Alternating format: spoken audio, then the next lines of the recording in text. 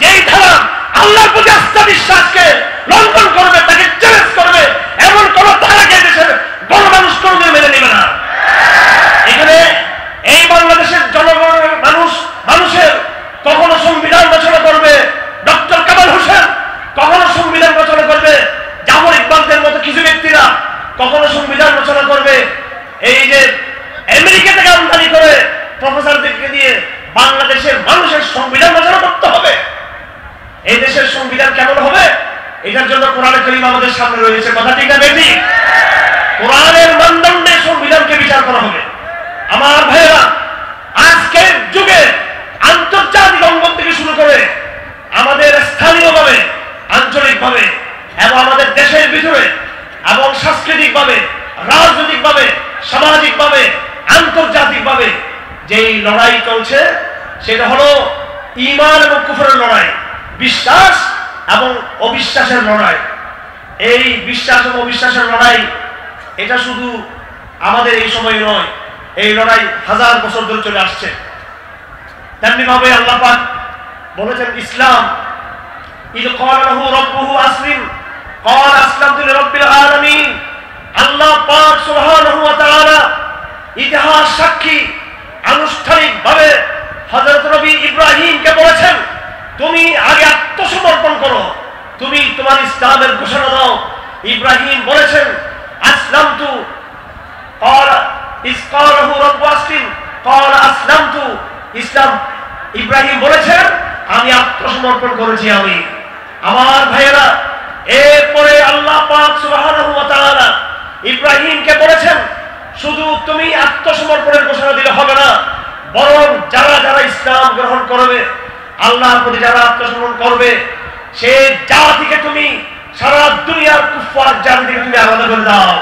ওয়াজাহিদু ফিল্লাহি হাক্কা জিহাদি হুয়া ইজতাবাকুম ওয়া মা জাআলা আলাইকুম ফিদ-দীন মিন হারাজ মিল্লাতা আবিকুম ইব্রাহিম হুয়া সাম্মাকুমুল মুসলিমিন। তোমাদের জাতির পিতা ইব্রাহিম, ইব্রাহিম ছাড়া আমাদের আর কোন জাতির পিতা, আদর্শিক কোন জাতির পিতা আছে? যারা কমিউনিজম ধারণ করে সমাজতন্ত্রের স্বপ্ন দেখতে চায় তাদের জাতির পিতা হলো কার্ল মার্কস। যারা এই দেশে হিন্দুত্ববাদ প্রতিষ্ঠা করতে চায় তাদের তো বহু জাতি, বহু পিতা, তাদের পিতার অভাব নাই। তাদের রবীন্দ্রনাথ ঠাকুর তাদের পিতা, বঙ্কিমচন্দ্র তাদের পিতা, ঈশ্বরচন্দ্র তাদের পিতা, শরৎচন্দ্র তাদের পিতা, এদের অনেক পিতা। আর যারা গণতন্ত্রের স্বপ্ন দেখে আব্রাহাম লিঙ্কন সহ ইউরোপের দার্শনিকরা তাদের পিতা। আমাদের আদর্শিক মতাদর্শিক পিতা হলো ইব্রাহিম আলাইহিস সালাম। মুসলিম শব্দের অর্থ হচ্ছে বশ্যতা স্বীকার করা, বশ্যতা স্বীকার করা, আল্লাহর আনুগত্য স্বীকার করা, আল্লাহর দাসত্ব স্বীকার করা। আমার ভাইয়েরা, হাজার বছর ধরে নূহ আলাইহিস সালামের জামানা থেকে শুরু করে আজ 2024 সাল পর্যন্ত মানব জাতির ইতিহাসে যেই লড়াই চলতেছে সেটা হলো বশ্যতা, বিশ্বাস, আত্মসমর্পণ আর অবদ্ধতার লড়াই। একদিকে আমরা মুসলমানরা আল্লাহর কাছে আত্মসমর্পণ করেছি, আরেক দিকে চলছে অবদ্ধতার ইতিহাস। ভালো করে বুঝে রাখবেন, আমাদের বর্তমান সমাজের মানুষ, এমনকি আলেম ওলামা পর্যন্ত, এমনকি ইসলামপন্থীরা যারা এই জমানায় দিন কায়েমের স্বপ্ন দেখতেছেন, আমরা আমাদের চলাফেরা, কথাবার্তা এমন যেন মনে হয় মুসলমান জাতি, মুসলিম উম্মাহ নতুন কোন সংকটের সম্মুখীন হয়েছে।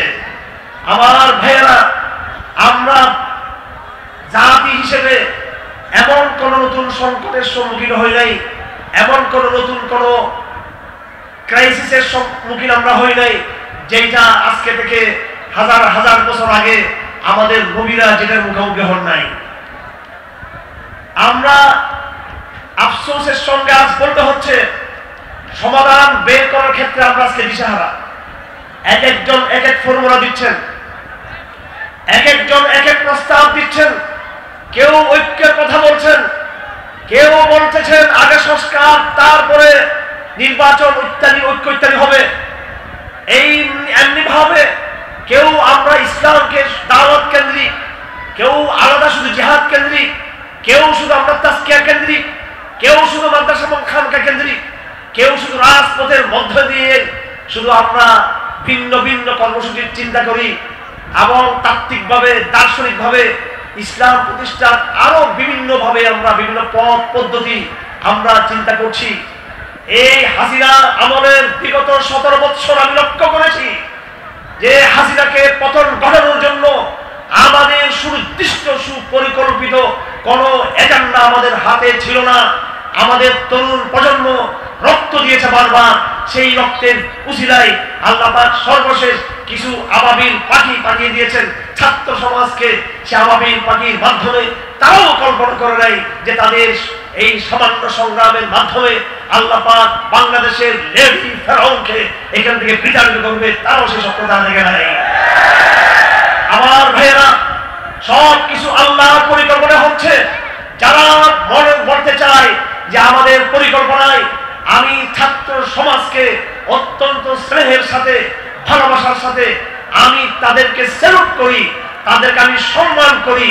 তাদের এই বিপ্লবের উপহার তারা জাতিকে দিয়েছে, এই ফ্যাসিস্টকে তারা বিতাড়িত করেছে। আমি শ্রদ্ধার সাথে ভালোবাসার সাথে ছাত্র সমাজকে জিজ্ঞেস করতে চাই, আপনারাও তো বিপ্লবের প্রথম সূচনা লগ্নে জুলাই মাসের প্রথম সপ্তাহে, জুলাই মাসের দ্বিতীয় সপ্তাহে, এমনকি জুলাই মাসের তৃতীয় সপ্তাহে আপনারাও কিন্তু দাবি এক দফা এক শেখ হাসিনার পদত্যাগ, এই কথা আপনারা কিন্তু উচ্চারণ করেন নাই। কারণ আপনারাও মনে করেছিলেন শেখ হাসিনাকে এই আন্দোলন দিয়ে দমানো সম্ভব নয়, হাসিনাকে বিতাড়িত করা সম্ভব নয়। আমার ভাইয়েরা, যদি ঘটনার প্রবাহকে আমরা নিবিড়ভাবে পর্যবেক্ষণ করি, যাদের হৃদয়ে ঈমান রয়েছে, যাদের অন্তরে ঈমানের আলো রয়েছে এবং পলিটিক্যাল সায়েন্সের রাষ্ট্রবিজ্ঞানের সূত্রগুলো যারা বুঝেন, তারা অবশ্যই বুঝতে পারবেন একমাত্র মহান আল্লাহর পরিকল্পনাই বাংলাদেশের ফেরাউনকে আল্লাহ ডুবিয়ে দিয়েছেন। আপনার আমার পরিকল্পনা দ্বারা নয়। ভারতের, আমেরিকা, ডেইলি স্টার, প্রথম আলো, এরা এখন আমাদের ঘাড়ে চেপে বসেছে, আমাদের ঘাড়ে। আমার ভাইয়েরা, আমরা যদি ফেরাউনকে বিতাড়িত করেছি, আবার যদি এই ফেরাউনের জায়গায় অন্য কোন সাংস্কৃতিক ফেরাউন, চাই সে ডেইলি স্টারের নামে, চাই সে প্রথম আলোর নামে, চাই সে কোন এনজিওদের নামে, অথবা অন্য কোন সাংস্কৃতিক, রাজনৈতিক কিংবা বিদেশি কোন আধিপত্যবাদের নামে যদি কোন এজেন্ডা আমাদের উপর চাপিয়ে দেওয়া হয়, অতীতে যেমনি ভাবে আপনারা লেডি ফেরাউনের বিরুদ্ধে সংগ্রাম করেছেন দীর্ঘ 17 বছর, আগামীতেও কি আপনারা সংগ্রাম করতে পারবেন কিনা? আপনারা অবশ্যই আমাদের লড়াই শান্তিপূর্ণ হবে, আমাদের সংগ্রাম শান্তিপূর্ণ হবে। আমরা দেখাতে চাই এদেশের গণসেন্টিমেন্ট কি জিনিস। কিছুদিন আগে হাজার হাজার লাখ লাখ ওলামায়ে কেরাম ঢাকায় সমবেত হয়ে, যদিও বিষয়টি তবলিগের বিষয় ছিল, কিন্তু দাবি তবলিগের সংকটের সমাধান শুধু এই দাবিতে সমাবেশ সীমাবদ্ধ থাকেনি, বরং সেই মহাসমাবেশ থেকে আর অনেক দাবি দেওয়া হয়েছে। মজলুম অনেক দাবি দেওয়া হয়েছে, শিক্ষা সংস্কার সহ, কাদের নিষিদ্ধ সহ এবং আধিপত্যবাদ বিরোধী সংগ্রাম সহ অনেক দাবি দেওয়া হয়েছে। আমরা যে সংগ্রাম কিছুদিন আগে হয়েছে, তার চেয়ে আরো 50 গুণ বেশি সংগ্রাম করার সক্ষমতা এই দেশে ওলামায়ে কেরামদের রয়েছে। আমরা যখন শাপলা চত্বরে গিয়েছিলাম 2013 সালে, আমাদের জাগরণ দেখে ভারত, আমেরিকা, জার্মানি, ফ্রান্সের সকল দূতাবাস ভয় পেয়ে গিয়েছিল। তখন তারা হেফাজত ইসলামের সাথে যোগাযোগ করে বাংলাদেশের প্রায় কমপক্ষে ইউরোপ, আমেরিকার 20 থেকে 30টি এম্বাসি তাদের প্রতিনিধি পাঠিয়েছিল চট্টগ্রামে আলাপ করার জন্য। তারা এই বার্তা দিয়েছে আমাদেরকে, শাপলা চত্বরের মাধ্যমে বাংলাদেশের তৌহিদ পন্থা যেই গণজাগরণ আমরা দেখেছি, সেই গণজাগরণ আমাদেরকে ওলামায়ে কেরামদের সাথে বসতে বাধ্য করেছে। 20 থেকে 30টা বাংলাদেশের বিভিন্ন রাষ্ট্রের দূতাবাস তাদের প্রতিনিধি পাঠিয়েছিল। ঘন্টার পর ঘন্টা তারা আমাদের সাথে তারা ডায়ালগ করেছিল।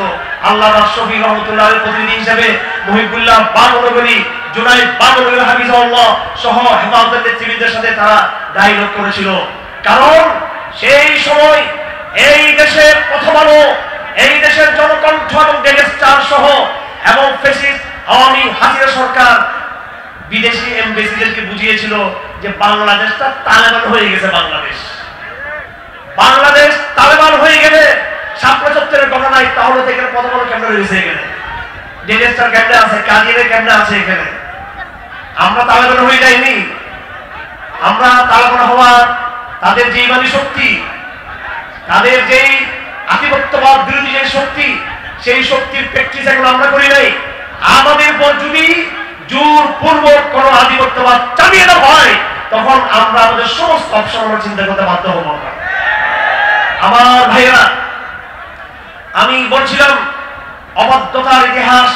আল্লাহ পাক সুবহানাহু ওয়া তাআলা ইব্রাহিমকে বলেছেন, হে ইব্রাহিম, আপনি এবার মানব জাতিকে দুই ভাগে বিভক্ত করে দেন।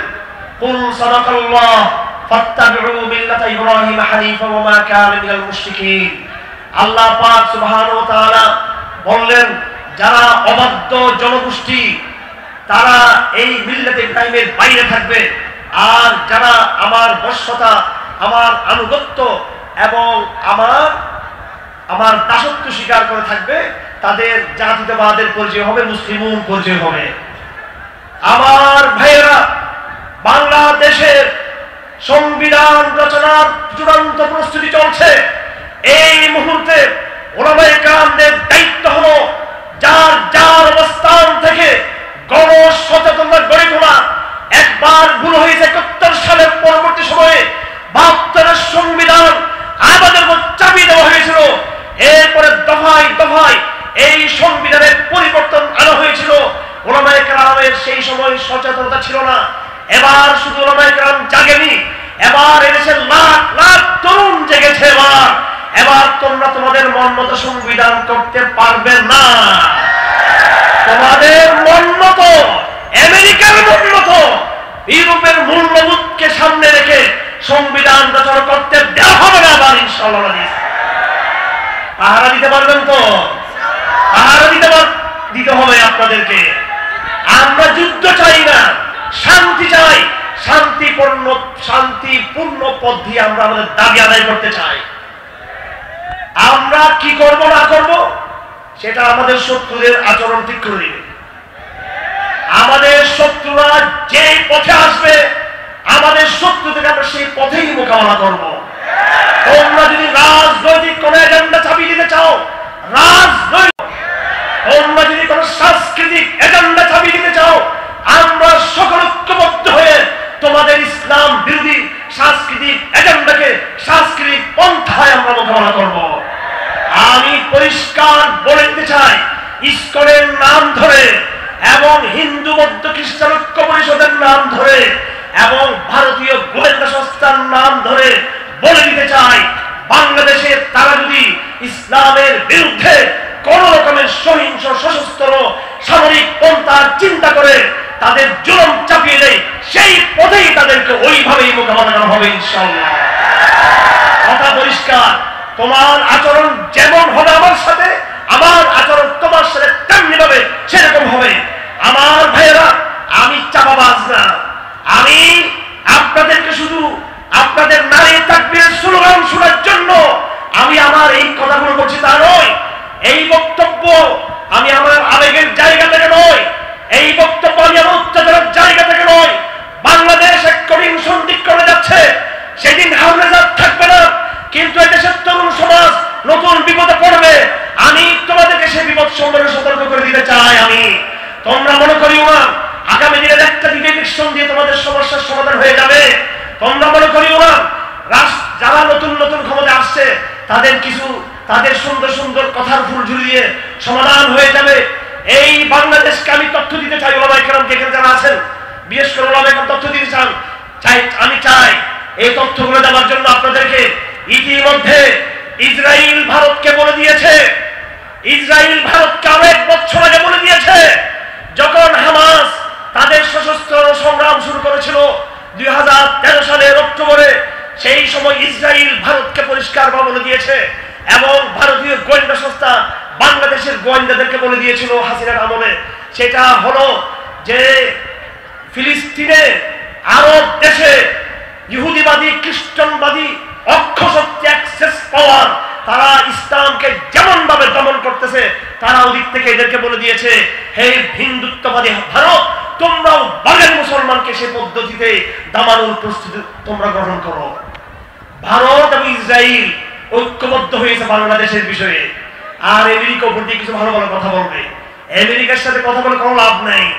2013 সালে জামাত ইসলামী যখন যুদ্ধাপরাধের বিচার হচ্ছিল, জামাত শিবির অনেক লবি করেছিল। এই কথাগুলো বললে আমাদের ভাইদের খারাপ লাগতে পারে, যেটা সত্য কথা, এটা স্বাভাবিক হতে পারে, এটা বৈধ জিনিস। লবিং করতে হবে এবং আপনাকে মিডিয়াতে, আন্তর্জাতিক মিডিয়াতে বিভিন্নভাবে কাজ করতে হবে। আমরা সকালে মনে করেছিলাম এই জোরদার লবির কারণে, মিডিয়ার মধ্যে পাল্টা অবস্থানের কারণে এবং মুসলিম বিশ্বের বিভিন্ন দল সংগঠনের সুচ্চার হওয়ার কারণে ডক্টর ইউসুফ আল কারজাবী রহমতুল্লাহ আলাইহি তিনি চিঠি দিয়েছিলেন বাংলাদেশ সরকারকে, ইসলামিক স্কলার চিঠি দিয়েছিলেন, অনেক তদবির হয়েছিল, কিন্তু জামাত নেতৃবৃন্দকে ফাঁসির মঞ্চ থেকে তারা রক্ষা করতে পারে নাই। কেন পারে নাই? সেই সময় আমি গবেষণা করে দেখলাম, একদিকে আমেরিকা বলতে চায় যে জামাত ইসলামী জঙ্গি সংগঠন না, জামাত ইসলামী মোটামুটি মডারেট বা জামাত ইসলামী একটু উদারবাদী সংগঠন। সেই হিসেবে আমরা মনে করতেছিলাম যে আমেরিকা হতো এইভাবে ভারতীয় এজেন্ডা জামাত শিবিরের নেতাদেরকে ফাঁসি দেওয়ার এই এজেন্ডা আমেরিকা বাস্তবায়ন হতে দেবে না। কিন্তু সেখানে আরেকটা ঘটনা ঘটে গিয়েছে, এই ঘটনা বাংলাদেশে আবার ঘটবে। সেই ঘটনা কি? আমেরিকার মূল চালিকা শক্তি ডেমোক্রেটিক পার্টি নয়, আমেরিকার মূল চালিকা শক্তি কি পার্টি? একটা একটা ডেমোক্রেটিক পার্টি, একটা কি পার্টি? Republic party. আমার এক চাচা আছে বাংলাদেশে, আমার বাবার চাচাতো ভাই সুক্কু চৌধুরী, তিনি আমেরিকান একটা পার্টি করেছেন আরো 30-40 বছর আগে, আমি ছোট থাকতে দেখেছিলাম। যাই হোক, রিপাবলিক পার্টি অথবা ডেমোক্রেটিক পার্টির হাতে কিন্তু আমেরিকা নয়। আমেরিকাতে কোন সময় কি প্রেসিডেন্ট হবে সেটা দেখার বিষয় না। আমার ভাইয়েরা, আমেরিকাকে শাসন করছে পর্দার আড়ালে। পর্দার আড়ালে গাছের ঢালা দেখা যায়, গাছের শাখা পোশাখা দেখা যায়, কিন্তু গাছের শিকড় দেখা যায় না। এটাকে পলিটিক্যাল সায়েন্সের ভাষায় বলা হয় ডিপ স্টেট। আমেরিকান রাষ্ট্রের ভিতরে আরো রাষ্ট্র আছে। আমেরিকান গাছের নিচে, গণতন্ত্রের বৃক্ষের নিচে নিচে আরো শিকড় আছে। আমার ভাইয়েরা, আমেরিকাকে শাসন করছে পর্দার আড়ালে দাজ্জালি ইহুদি গোষ্ঠী। আমেরিকান এমবেসি আপনাকে বলতে বলবে যে no, you are not threat for me.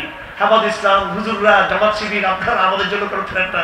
আমরা আপনাদের ভালো, আপনাদেরকে আমরা দেখতে পারি, আপনারা ভালো আছেন, শান্তিপূর্ণ থাকেন, আমরা কোনো ডিস্টার্ব করবো না।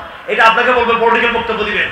কিন্তু আমার ভাইয়েরা, পর্দার আড়ালে তাদের মূল যে চালিকা শক্তি, আল্লাহর কসম খেয়ে বলতে চাই, আমি পলিটিক্যাল সায়েন্সের এমন করে কিতাব নাই যেটা আলহামদুলিল্লাহ পড়ি নাই।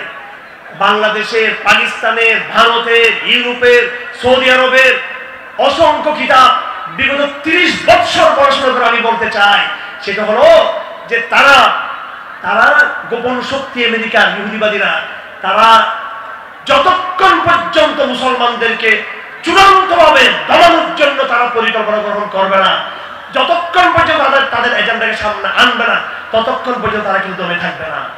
এবং তাদের এজেন্ডা হলো যে বাংলাদেশের মুসলমানদের উপরে আরেকটা মেসাকার চালানো। আপনার উপরে তারা দেখতেছেন, রাজনৈতিক বিভিন্ন বক্তব্য শুনতেছেন, সংস্কারের কথা শুনতেছেন, বিভিন্ন অর্থনৈতিক এজেন্ডার কথা শুনতেছেন, কিন্তু তলে তলে ইহুদিদের, দাজ্জালি সৈনিকদের একটা এজেন্ডা, সেটা হলো মুসলমানদের উপর একটা মেসাকার চালানো। আমি চট্টগ্রামের লোক, আমি চট্টগ্রামে বসবাস করি। আজ থেকে প্রায় 40 বছর পর্যন্ত আমি আরকানের, আমার পার্শ্ববর্তী দেশ মায়ানমারের আরকানের মুসলমানদের দুরবস্থা দেখে আসছি।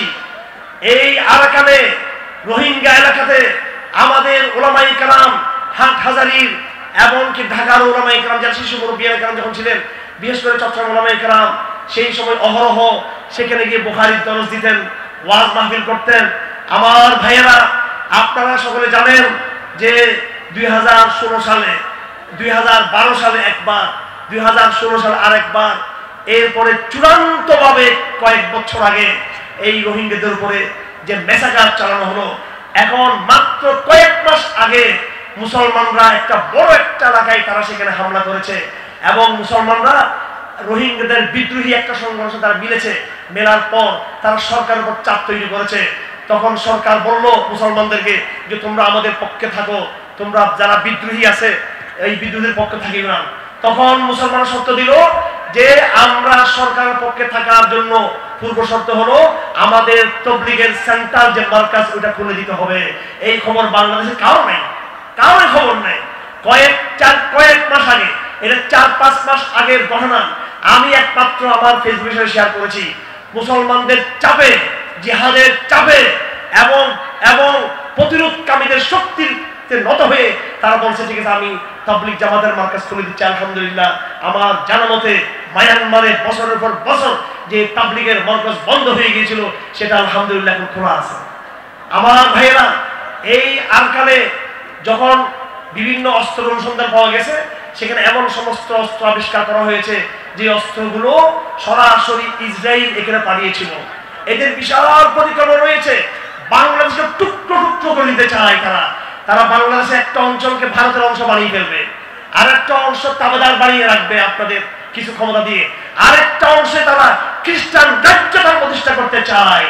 আমার ভাইয়েরা, আপনারা জানেন শেখ হাসিনা একটা কথা বলেছিল, এই কথা শুনে আমরা অনেক খুশি হয়ে গিয়েছিলাম।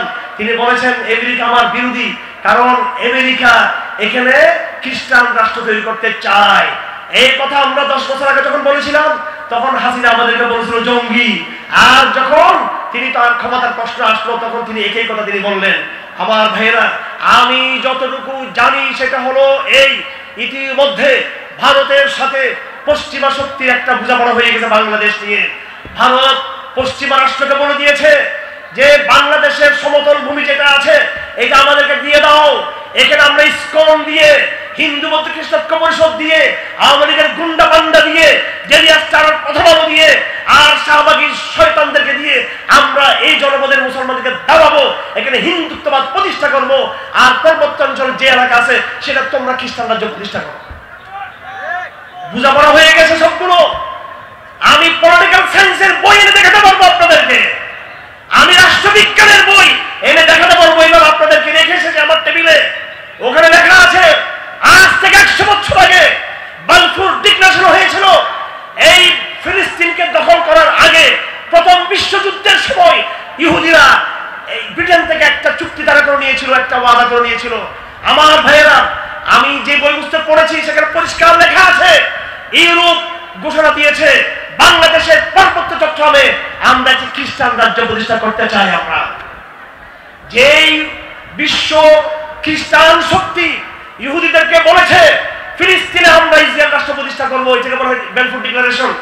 বালফুর ডিক্লারেশন যেই জায়গাতে হয়েছে, যেমনি ভাবে হয়েছে, সেই আদলে এই সিদ্ধান্ত হয়েছে যে বাংলাদেশের পার্বত্য অঞ্চলে কোন না কোন এক সময় এখানে খ্রিস্টান রাজ্য প্রতিষ্ঠা হবেই হবে। এখানে আমার ভাইরা, যারা মনে করছেন আমরা একটু উগ্রবাদী মানহাজি টাইপের, একটু জঙ্গি টাইপের, একটু খারজি টাইপের, সময় যেদিন আসবে আমরা উস্কানি দিতে চাই না, আমরা রাজনীতির ভাষায় কথা বলতে চাই।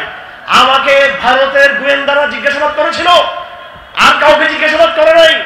4 ঘন্টা আমাকে এই সিটিটিসিতে, ঢাকার ডিবিতে একটা সিটিটিসি বিল্ডিং আছে, ওই বিল্ডিং এ 4 ঘন্টা আমাকে জিজ্ঞাসাবাদ করেছিল।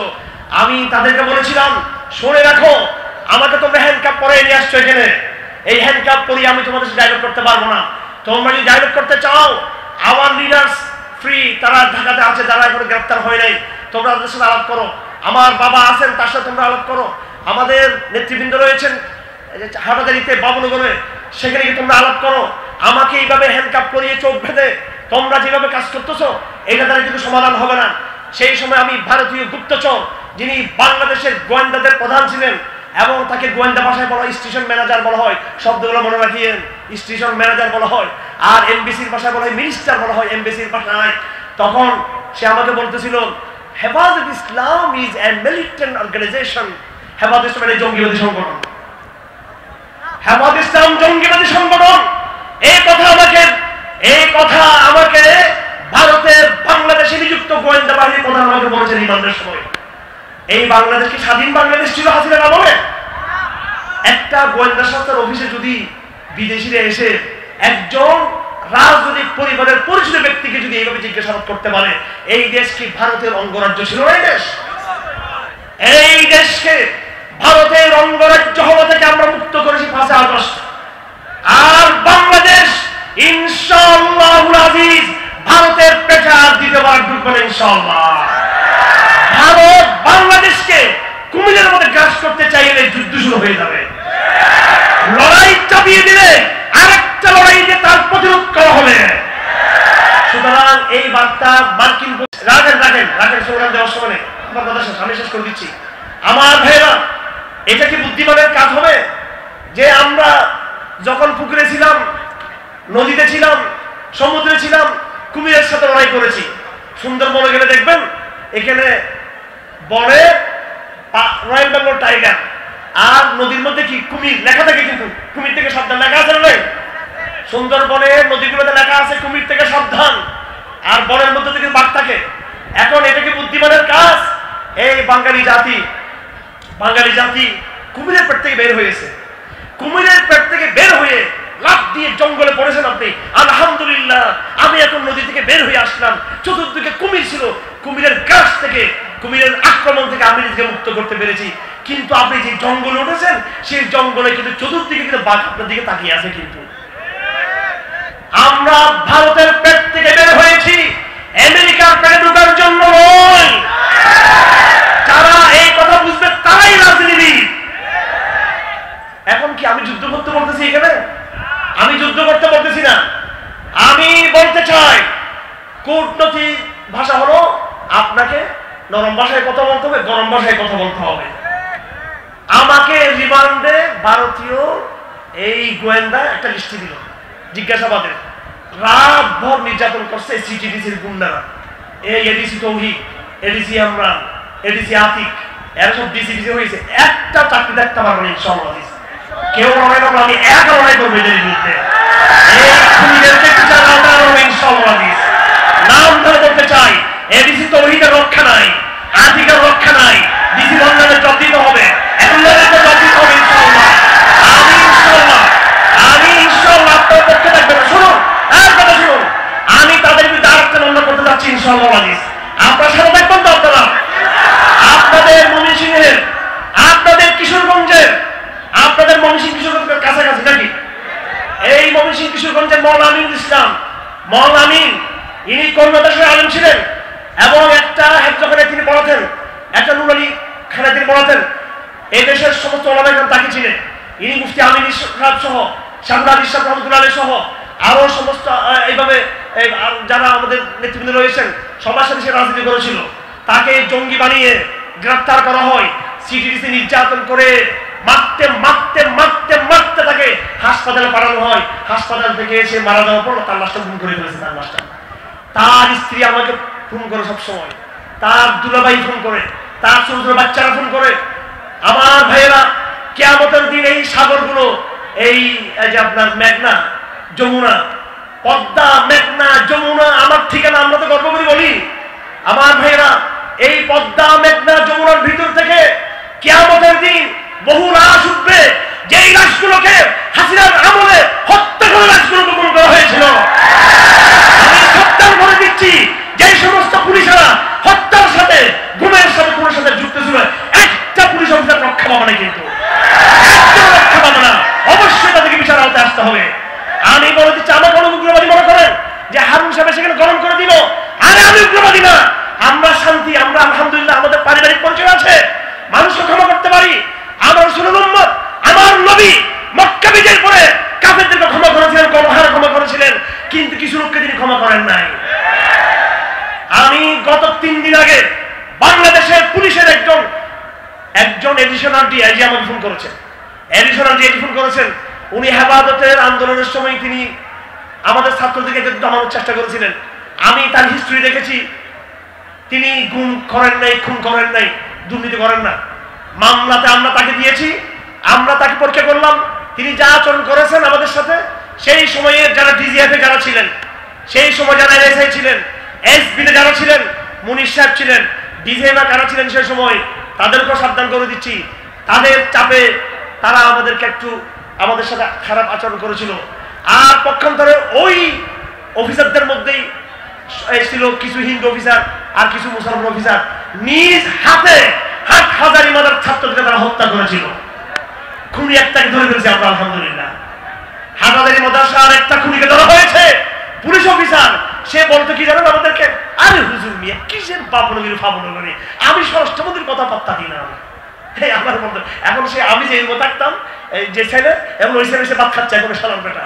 আচ্ছা যাই হোক আমার ভাইয়েরা, আমরা যারা ছাত্র খুন করেছে ওদেরকে মামলা দিয়েছি, আর ওই পুলিশ অফিসার যারা অন্যায় করেন তাদেরকে ক্ষমা করে দিয়েছি। আমি এবার হাসিনা পতনের পরে অনেক পুলিশ অফিসারকে ক্ষমা করে দিয়েছি, অনেক এসপি, এডিশনাল এসপি, অনেক ডিআইজিকে ক্ষমা করেছি। আর মামলা দিলে সবগুলো জেলে থাকতো, চাকরিচ্যুত হতো সবগুলো। আমার কথা হলো কিন্তু যারা খুন করেছে তাদেরকে ক্ষমা করা যাবে? যাই হোক আমি আর আলোচনা করবো। আমি বললাম 5 মিনিট আগে দেওয়ার জন্য, আমার কথা শেষ নাকি এখন শেষ করে দেবো? জি আমি বলছি আমার শেষ করার আগে আমাকে একটা ইয়ে দিবেন, একটা কাগজ দিবেন একটা। যাই হোক আমার ভাই, জি ঠিক আছে ইনশাআল্লাহ।